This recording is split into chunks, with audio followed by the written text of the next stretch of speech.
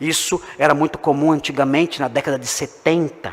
Era muito comum pessoas, mestres pentecostais fazerem isso nas igrejas tradicionais. Eles entravam sorrateiramente. E ali aos pouquinhos eles iam observando as coisas, o modo de funcionamento da igreja. E então iam engendrando às escondidas em reuniões nas casas, em reuniões de oração nos lares, às escondidas. Eles iam engendrando suas doutrinas. Quando o pentecostalismo chegou no Brasil em 1910, o pentecostalismo se instalou sorrateiramente em 1910 numa igreja batista em Belém do Pará.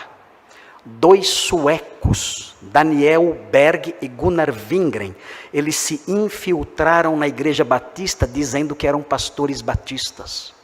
E era mentira.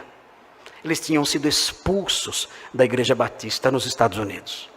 E eles se infiltraram como pastores batistas, como episcopos, mas não estavam eles diziam que vieram praticar a episcopê, mas era mentira. Eles estavam praticando a catascopê, espiando. E começaram então a conquistar, furtar os corações das pessoas. E aquela igreja foi terrivelmente abalada por esses 2 homens, quase foi destruída por eles. Eu tenho aqui comigo uma carta escrita por uma testemunha ocular, um dos líderes da igreja batista de Belém do Pará naqueles dias, em 1911. O nome dele é Raimundo Nobre.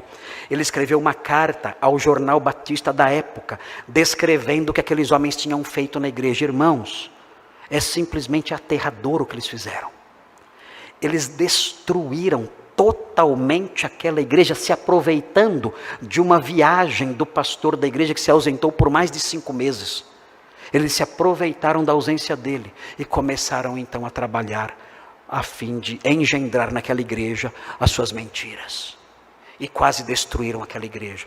O Raimundo Nobre, o líder da igreja, ele ficou perplexo. Ele nunca tinha visto um culto pentecostal. Nunca tinha visto. Ele não sabia o que era um pentecostal, porque não existia no Brasil. Não existia. Foram os primeiros que chegaram. E ele narra as pessoas gritando na igreja, as pessoas dançando na igreja, as pessoas berrando e chorando, e balbuciando sílabas desconexas, cantando modinhas, cantando tango na igreja, demônios brigando uns com os outros.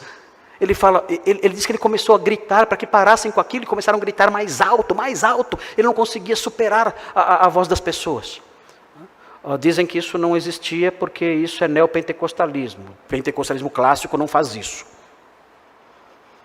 Quando eu ler a carta, os irmãos verão como era o pentecostalismo em 1910, quando chegou aqui. Não existe pentecostalismo clássico, é tudo igual.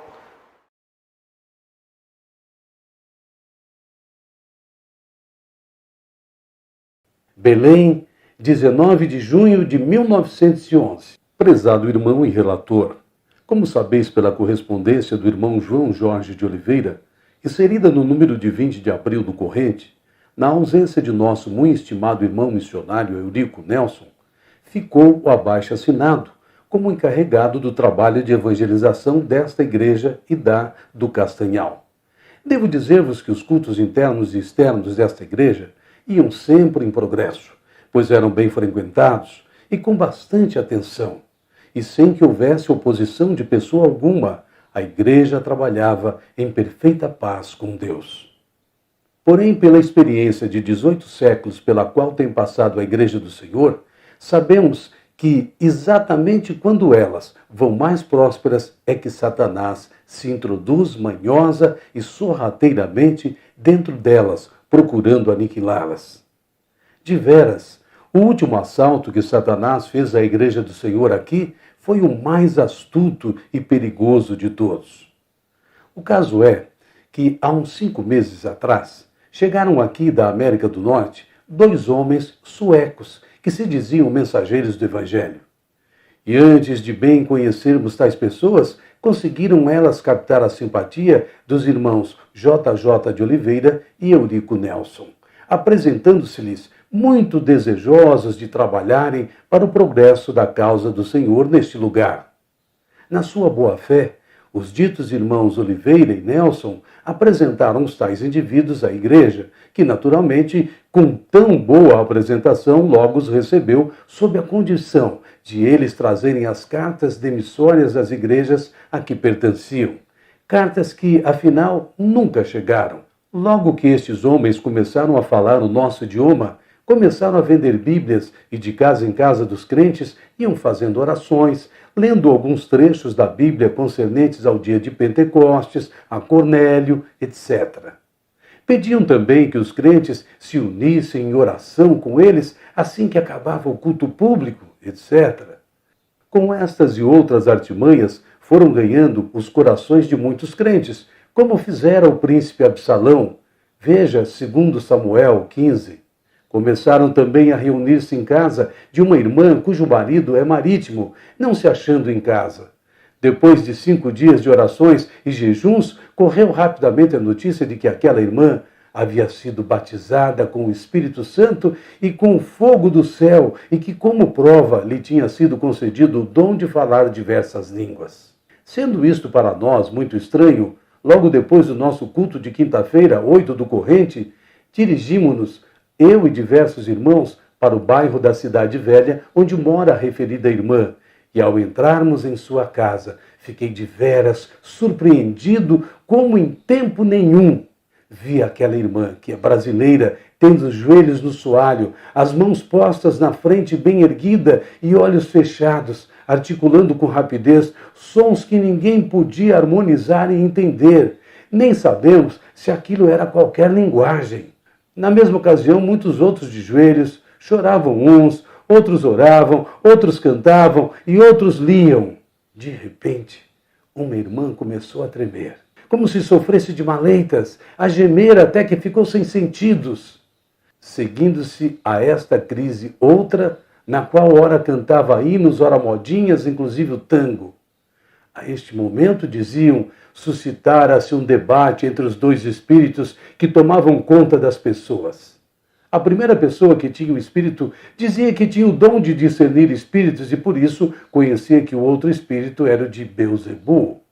Enquanto a outra respondia, ora dizendo que era mesmo espírito de Lúcifer, ora que era de Cristo. Essa cena revoltante durou 3 horas, depois do que cada um foi para sua casa. Creio que, como eu, muitos de que comigo a presenciaram não dormiram naquela noite. No dia seguinte houve um culto externo, onde, por mandado de um dos tais doutrinadores, um espírito se manifestou numa das 2 pessoas mencionadas. Fiquei de veras envergonhado de semelhante escândalo público, mas não me achei com coragem de me opor para não fazer ainda maior confusão aos incrédulos. Logo que o culto findou, eles convidaram os crentes para o templo de nossa igreja.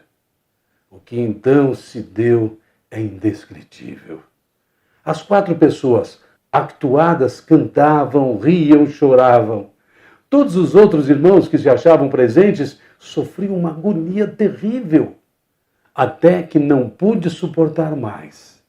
Levantei-me e fiz sinal de silêncio e comecei a falar aos crentes sobre os falsos sinais que haveria nos últimos tempos. Porém, as pessoas actuadas fizeram uma balbúrdia tamanha em cima de mim que, por mais que eu gritasse, elas mais gritavam.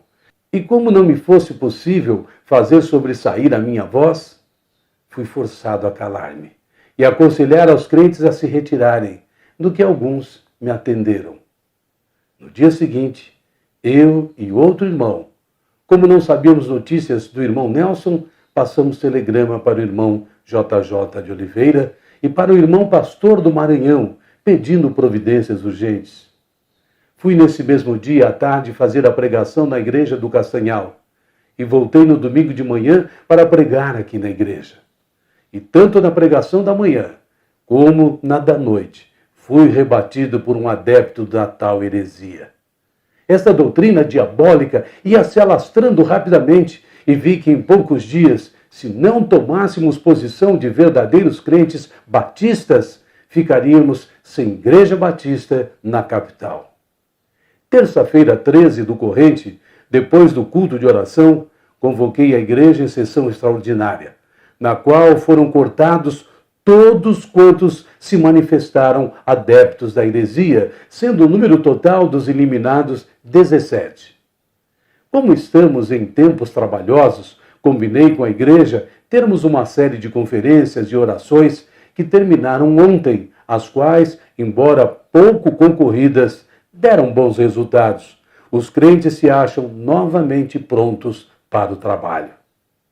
Sem outro assunto, peço a todos os amados do Senhor as suas orações por nós aqui. Vosso irmão na fé, Raimundo Nobre. O comportamento daquelas pessoas, irmãos, Raimundo Nobre, ele diz, eu nunca vi em toda a minha vida algo igual, eu nunca vi em toda a minha vida algo assim, nunca vi. Como aconteceu? Eles fizeram isso, entraram sorrateiramente e engendraram ali suas mentiras e quase destruíram aquela igreja ainda existe hoje, mas o Senhor protegeu, guardou, está lá firme e não foi devastada totalmente por aqueles homens.